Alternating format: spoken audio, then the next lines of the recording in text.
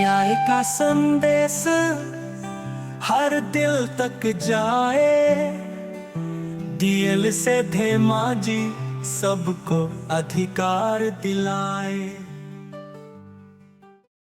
এটা জ্যেষ্ঠ নাগরিক কোন? যেটো সিনিয়র সিটিজেনৰ নাম আছে জ্যেষ্ঠ নাগৰিক কোন? তো জ্যেষ্ঠ নাগৰিকক ইয়াত কোৱা হৈছে যিসকল ভাৰতীয় নাগৰিক আৰু যিসকলৰ বয়স 60 বা ততোধিক, তো তেওঁলোকক জ্যেষ্ঠ নাগৰিক কোৱা হৈছে।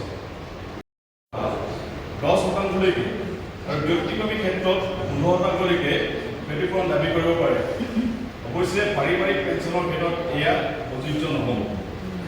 আৰু ক্ষতিপূৰণ বিচাৰৰ প্ৰক্ৰিয়াটো কেনেকৈ বিচাৰিব? কৰ্মচাৰীসকলৰ পিতৃ মাতৃ আৰু দিব্যাংগ ভাতৃ ভগ্নীসকলক সময়মতে ন্যায় প্ৰদান কৰাৰ বাবে অসম চৰকাৰে সময়সীমাবদ্ধ প্ৰক্ৰিয়াৰ সৈতে এক 3তৰপীয়া আৰ্হি প্ৰস্তুত কৰিছে। পীড়িত পিতৃ মাতৃ বা দিব্যাংগ ভাতৃ ভগ্নীসকলে সংশ্লিষ্ট কৰ্মচাৰীৰ যি DDO ড্ৰয়িং এণ্ড ডিছবাৰ্চমেণ্ট অফিচাৰ আছে তেওঁলোকৰ ওচৰত আবেদন দাখিল কৰিব লাগিব। পায়ো এনে পেলাই গৈছে কোনো কাম কৰা নাই, 90 দিন হৈ গৈছে কোনো কাম কৰা নাই। তেতিয়া কমিশ্যনে এই DDO-গৰাকীক প্ৰতিদিনে 100 টকাকৈ ফাইন লগাব পাৰে যে DDO ওচৰত কৰি আছে আবেদনখন কোনো বিচাৰ কৰা নাই, কোনো শুনানি লোৱা নাই। তেতিয়া কমিশ্যনে প্ৰতিদিনে 100 টকাকৈ জৰিমনা দিব পাৰে যিমান দিনলৈকে নিষ্পত্তি নহয়, আৰু সৰ্বোচ্চ 25,000 টকালৈকে জৰিমনা দিব পাৰে। যি পইচা এজন বিষয়া হ'ব লাগিব, তেওঁহে কমিশ্যনাৰ, তেওঁ এই ল' ওপৰত নলেজ থাকিব, ছ'চিয়েল ৱৰ্কৰ ওপৰত নলেজ লাগিব, কৰ্মচাৰীসকলে জানে। জ্যেষ্ঠ নাগৰিকসকলক উন্নত চিকিৎসা পোৱাৰ সুবিধা দিয়া, বয়োজ্যেষ্ঠসকলৰ জীৱন আৰু সম্পত্তিৰ সুৰক্ষা প্ৰদান কৰা, আৰু প্ৰত্যেক জিলাতে বৃদ্ধ আৱাস প্ৰতিষ্ঠা কৰা। তো এইখন 2007 আইনৰ ইয়াৰ লক্ষ্য, এইটো সুবিধা পাব। এই আইনৰ অধীনত 60 বছৰতকৈ কম বয়সৰ পিতৃ মাতৃয়ে ভৰণ পোষণৰ দাবী কৰিব পাৰিনে? ইয়াৰ উত্তৰ হৈছে এই বয়স কেৱল জ্যেষ্ঠ নাগৰিকৰ বাবেহে নিৰ্ধাৰণ কৰা হৈছে। 60 বছৰতকৈ কম বয়সৰ পিতৃ মাতৃয়ে এই আইনমতে ভৰণ পোষণৰ দাবী কৰিব এই আইনমতে পাৰে। যদিও 60 বছৰ হৈ যোৱা নাই, কিন্তু পিতৃ মাতৃ তেখেতলোকেও এই আইনত ভৰণ পোষণৰ দাবী কৰিব পাৰে বুলি কোৱা হৈছে। এই আইনৰ অধীনত প্ৰত্যাৱৰ্তনৰ ভৰণ পোষণৰ সংজ্ঞা কি? ভৰণ পোষণ মানে কি? ইয়াত কোৱা হৈছে যে এই আইনমতে প্ৰত্যাৱৰ্তনৰ অধীনত আহাৰ, কাপোৰ কানি, বাসস্থান, চিকিৎসা সেৱাৰ সুব্যৱস্থা অন্তৰ্ভুক্ত কৰা হৈছে। এইকেইটাই ভৰণ পোষণ হিচাপে কোৱা হৈছে।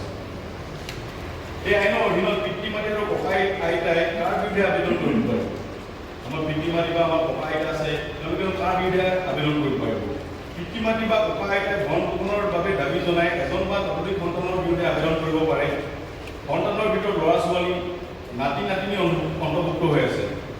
নাবালক সন্তানক এই আইনৰ আওতালৈ অনা হোৱা নাই। কোন কৰ্তৃপক্ষৰ ওচৰত ভৰণ পোষণৰ বাবে আবেদন কৰিব? কৰ্তৃপক্ষ হৈছে মহকুমাধিপতি মুখ্য বিষয়া হিচাপে লৈ, মহকুমাধিপতি পৰ্যায়ৰ এজন বিষয়া মুখ্য বিষয়া হিচাপে লৈ ন্যায়ালয়ৰ ওচৰত ভৰণ পোষণৰ আবেদন কৰিব পাৰে। যিটো সেয়া সুস্থতা যিটো দিব লাগে সেইটো আমাৰ প্ৰতিজন ব্যক্তিয়ে দিয়ে বুলি ভাবিছোঁ। যিহেতু এনেকুৱা ঘটনা কিছুমান আমাৰ সমাজত হৈ আছে, তাৰ কাৰণে এনেকুৱা আইন আনিবলগীয়া হৈছে। তো থুলমূলকৈ মই প্ৰধান ক্ষেত্ৰৰ বিষয়ে সংক্ষিপ্তভাৱে এইখিনি আপোনালোকক ক'লোঁ। এতিয়া কথা হ'ল, প্ৰণাম আইনখনে বাৰু কৰ্মচাৰীসকলৰ পিতৃ মাতৃসকলক সামৰি ল'ব বা দিব্যাংগ ভগ্নীৰ যি চিভিক আছে তেখেতলোকক সামৰি ল'ব। কিন্তু যে আমাৰ যি সমাজত আৰুতো বয়োজ্যেষ্ঠ লোক আছে, চাকৰি নকৰা লোকৰো আছে মাক দেউতাক, তেখেতলোকৰ কি হ'ব? গতিকে তেখেতলোকৰ কাৰণে একেবাৰে সহজ ভাষাত এখন আইন, যিখন আইন ইয়াত আমাৰ কোৱা হৈছে maintenance and welfare of parents and senior citizen act 2007। এই একখন সৰ্বভাৰতীয় পৰ্যায়ৰ কাৰণে অহা হৈছে যে আমাৰ প্ৰণামখন অকল অসমৰ কাৰণে কৰ্মচাৰীসকলৰ বাবে। গতিকে এইখন আইনত পিতৃ মাতৃ জ্যেষ্ঠ নাগৰিকৰ প্ৰত্যাৱৰ্তন আৰু কল্যাণমূলক আইন 2007। তো এখন আমাৰ সৰ্বভাৰতীয় পৰ্যায়ত এখন আইন সংশোধন গৃহীত হৈছে 2007 চনত। ইয়াতো কিছুমান একেই ব্যৱস্থাই আছে